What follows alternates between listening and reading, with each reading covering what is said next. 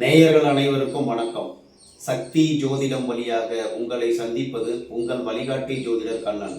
கைரேகை கருத்துக்களை மிக எளிமையாக உங்கள் கையை பார்த்தவுடன் புரியும்படி கற்றுக் கொடுத்து கொண்டு வருகிறோம். பாருங்கள், பார்த்து பயன்பெறுங்கள். புதுசாக நம்ம சேனலை பார்க்குறவங்க சப்ஸ்கிரைப் பண்ணிக்கோங்க, உங்கள் ஃப்ரெண்டுகளுக்கும் ஷேர் பண்ணி பயன்பெறுங்கள் என்று கூறி இன்றைய தலைப்பு என்னவென்றால் 39வது பகுதிக்கு வந்திருக்கிறோம். கைரேகை மர்மங்கள். கைரேகையில் நிறைய மர்மங்கள் இருக்கு. அந்த மர்மங்களை பற்றி புத்தி ரேகை என்ன சொல்கிறது அப்படிதான், அதை பற்றி தான் இன்னைக்கு பார்க்க போகிறோம். கைரேகை மர்மங்கள்ங்கிற பகுதியில் புத்தி ரேகையின் சிறப்பு விளக்கம். புத்தி ரேகை என்ன, எப்படி உங்களுடைய கையில் புத்தி ரேகை எப்படியெல்லாம் இருக்கும், அதாவது ஒருவருடைய இப்போ உங்கள் கையில் புத்தி ரேகை எப்படி இருக்கு. நான் புத்தி ரேகை நிறைய விதங்கள் இருக்கு. அதில் மர்மம் எப்படி இருந்தால் என்ன பலனை கொடுக்க போகிறது என்பதை மர்மங்களை வெளியிட போகிறேன். பாருங்கள், பார்த்து தெரிந்து கொண்டு உங்களுடைய புத்தி ரேகை எப்படி இருக்குன்னு பார்த்து தெரிஞ்சுங்க. இப்போ நம்ம கையை பொறுத்தவரைக்கும் கை கடலை விட கடலை விட மிக பெரியது. அதில் நம்ம வாழ்க்கை பூராமே அடங்கியிருக்கு. நம்ம ரெண்டு கையிலையும் நம்மளுடைய வாழ்க்கை வரைபடமாக இருக்கிறது என்பது உங்களுக்கு அனைவருக்குமே தெரியும். அதே மாதிரி மேடுகள் ஆசையை உண்டாக்குகின்றன, ரேகைகள் அதை முடித்து வைக்கின்றன. சரிங்களா? இப்போ ரெண்டு கையும் பார்க்கணும்னு சொல்லியிருக்கோம். ஒரு நபருடைய வயது என்னன்னு பார்க்கணும். வயசை முதல்ல தெரிஞ்சுக்கணும். இப்போ இன்னைக்கு நம்ம புத்தி ரேகை இருக்கிறத, இந்த கையில் இந்த சுக்கிரமேட்டை சுற்றி வர்றது ஆயில் ரேகை, அதுக்கு அடுத்தது மேலே வர்றது புத்தி ரேகை. இந்த புத்தி ரேகையை பற்றி தான் நம்ம பார்க்க போகிறோம். இந்த புத்தி ரேகை இந்த ஆயில் ரேகையை விட்டு 2 கோடு அளவுக்கு, இந்த 2 கோடு போட்டிருக்கோம் இல்லையா, இப்படி 2 கோடு போட்டிருக்கோம் இல்லையா, இந்த 2 கோடு அளவுக்கு தான் மேலே இருக்கணும். இதுக்கு மேல அதிகம், இந்த அளவுக்கு அதிகமா, இப்போ நான் போட்டிருக்கிறது கரெக்டாக போட்டிருக்கேன். இந்த அளவுக்கு புத்தி ரேகை நல்லா நேரா இருந்துச்சுன்னா சிறந்த புத்தி, தனியாக முடிவெடுக்கக்கூடிய ஒரு தனி திறமை வாய்ந்தவராக இருப்பார்கள். புத்தி ரேகை இப்படி தனியா இருந்து இது பண்ணிச்சுன்னா தனியாக முடிவெடுக்கக்கூடிய திறமை, அதன் மூலமாக வாழ்வில் வெற்றி பெறக்கூடிய மர்மம் அவர்களுக்கு அடங்கி இருக்கும். சரிங்களா?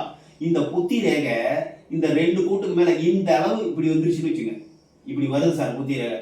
அப்போ இந்த அளவுக்கு வந்ததுன்னா அவர்களுக்கு எது செஞ்சாலும் தவறாக நடப்பதற்கு வாய்ப்பு உண்டு. நம்மளால முடியாது, எதுவுமே இல்லை அப்படிங்கிற மாதிரி ஒரு டம்பம், ஒரு நம்ம பெரிய ஆளு, நாம அளவுக்கு அதிகமாக, அதாவது வெளியில நிறைய பேர் பெருமையா பேசிக்குவாங்க. பெருமை பேசுவது, அந்த மாதிரி பெருமை பேசுவது இருக்கும். நம்மளால முடியாத, உலகத்துல எதுவுமே இல்லைன்னு நினைச்சு தவறு நடப்பதற்கு வாய்ப்புண்டு. மெயின் பாயிண்ட், தவறு நடப்பதற்கு வாய்ப்புண்டு. இது அந்த மாதிரி அதிகமாக இருந்ததுன்னா இந்த புத்தி ரேகை கரெக்டாக இது மாதிரி இல்லை ஒட்டியோ இல்லை 2 சென்டிமீட்டர்ல இருந்தோ நேராக புத்தி ரேகை வந்ததுன்னா உங்களுடைய வாழ்க்கை சிறப்பாக நடப்பதற்கு வாய்ப்புண்டு. நடுநிலையில் இருப்பீர்கள்.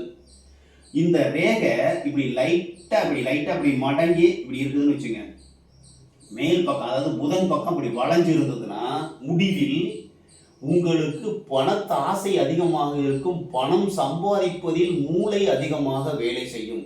இந்த புத்தி ரேகைனாவே மூளையினுடைய செயல்பாட்டை முழுமையாக காண்பிக்கிறது. மனதினுடைய செயல்பாட்டை முழுமையாக காண்பிக்கக்கூடியது புத்தி.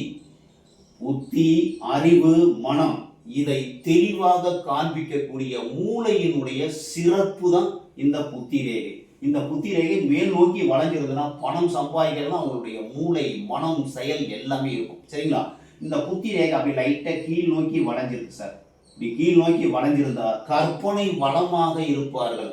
அந்த மர்மம் அந்த புத்தி ரேகையிலே நிறைய மர்மங்கள் இருக்கு. அதுல கீழே அப்படி லைட்டா வளைஞ்சிருந்ததுன்னா வாழ்க்கையில நல்ல நிலைமையில், அதாவது கற்பனை, சிறப்பான கற்பனை மூலமாக வாழ்வில் உயர்வுகளுக்கு அந்த மாதிரி இருக்கும். இப்போ பாதி அளவு இந்த மாதிரி இப்படி கீழே சந்திரன் பக்கத்து வரும். இல்லைன்னா இப்படியே நேராக இப்படி சந்திரன் பக்கம் இப்படி வளைஞ்சிருக்கும் சார். இப்படி சந்திரன் பக்கம் வளைஞ்சிருந்தா அவருடைய வாழ்க்கை மர்மம் நிறைந்ததாக இருக்கும். மனநோய் உள்ளதாக இருப்பதற்கு வாய்ப்பு நிறைய இருக்கு. இந்த மாதிரி இருந்துருச்சுன்னா கற்பனையிலேயே இருப்பாங்க.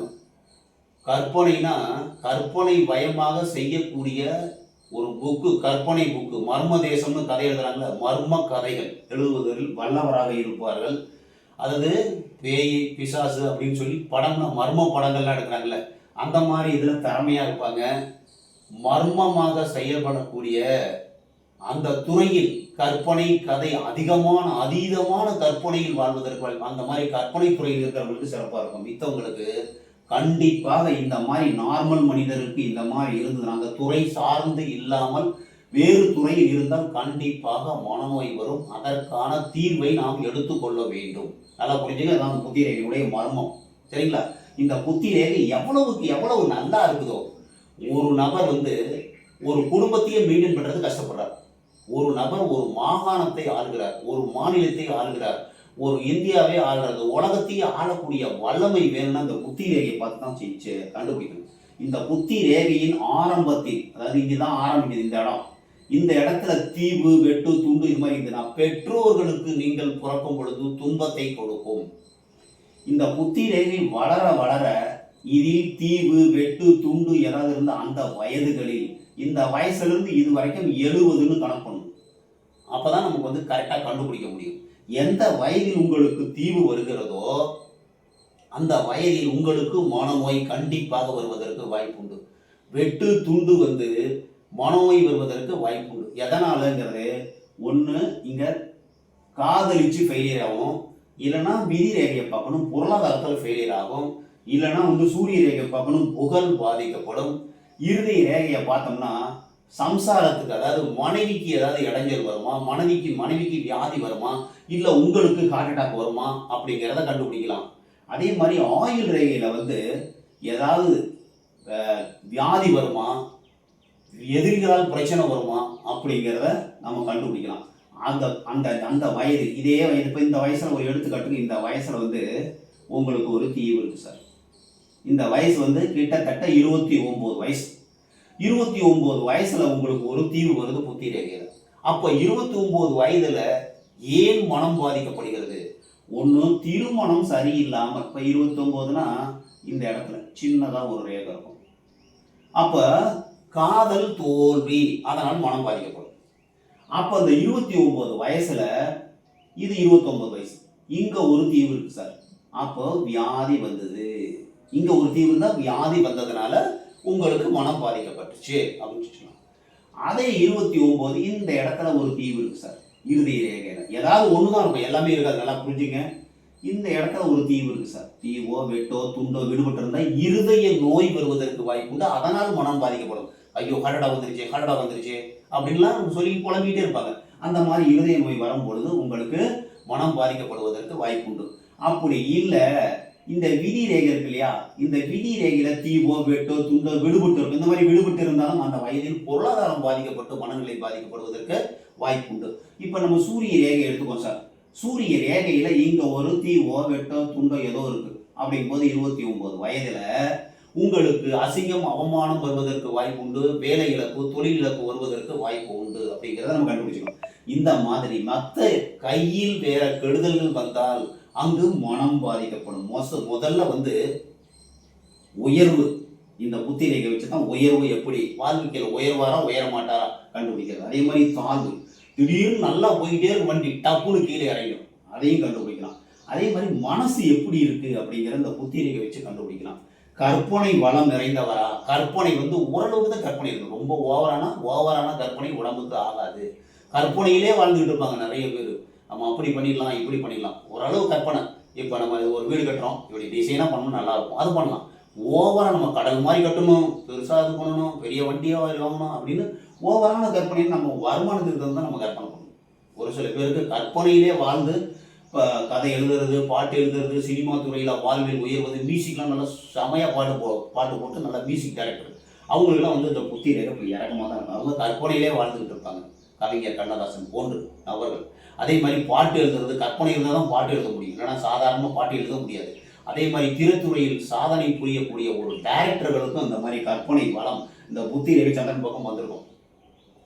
வெத்த துறைகளில் இல்லாமல் கற்பனை துறை இல்லாத துறைகளில் இந்த மாதிரி மனம் பாதிக்கப்படுவதற்கு வாய்ப்பு உண்டு. இதுல புத்தியில மர்மம் நிறைய இருக்கு, எடுக்க எடுக்க வந்துகிட்டே இருக்கும். உங்கள் கையை பாருங்கள், புத்தி ரேகை சிறப்பாக இருந்தால் நீங்கள் வாழ்க்கையில் நல்ல நிலைமையில் இருக்கிறதுக்கு வாய்ப்பு இருக்குது. நல்ல நிலைமையில் எப்படி, இந்த புத்தி ரேகை தனியாக 2 சென்டிமீட்டர் அளவுக்கு தனியாக இந்த புத்தி ரேகையான ஆயுள் ரேகையோட புத்தி ரேகை பிரிஞ்சிருக்கு சார். உங்களுக்கு முடிவு எடுக்கக்கூடிய ஒரு தனி திறமை இருக்கும். அதே புத்தி ரேகை இந்த குருமேட்லேருந்து இந்த 2 சென்டிமீட்டரோட இப்படி குருமேட்லேருந்து வரும் சார். குருமேட்டிலிருந்து வந்து இப்படி வருதுன்னு வச்சுங்க புத்தி ரேகை. அப்போ ஒரு தலைமைக்கு தகுதியானவர்கள், நீங்க வந்து அரசியல்ல பெரிய புள்ளியா இருக்கிறதுக்கு வாய்ப்பு இருக்கு, பெரிய தலைவராக இருக்கிறது, மத தலைவர், மக்களுக்கு சேவை செய்யக்கூடிய தலைவராக இருப்பதற்கு வாய்ப்பு உண்டு. அதே மாதிரி இந்த ரேகை இருக்கு இல்லையா, இது பணம் சம்பாதிக்கிறவங்க இப்படி போய் இப்படி கட் பண்ணி வச்சுங்க, அந்த வயசுல நீங்கள் கொலை கூட செய்வதற்கு வாய்ப்பு. பணம் சம்பாதிக்கிறதுக்காண்டி தவறு குற்றம் செயல்களில் ஈடுபட்டு குற்றலாக்காவில் மாட்டுவதற்கு வாய்ப்பு உண்டு. எச்சரிக்கை. இந்த மாதிரி இருந்தா நல்லது. இந்த மாதிரி புத்தி ரேகை குருமேட்ல இருந்து ஆரம்பிச்சு போயிடுச்சுன்னா நல்ல விஷயம். இது மாதிரி இருந்தா கெட்டது. இந்த ரேகை இப்படியே சந்திரன் பக்கம் இறங்கிருச்சுன்னா மனம் பாதிக்கப்படும். நல்லா புரிஞ்சுக்க. மனநோய் வருவதற்கு வாய்ப்பு உண்டு.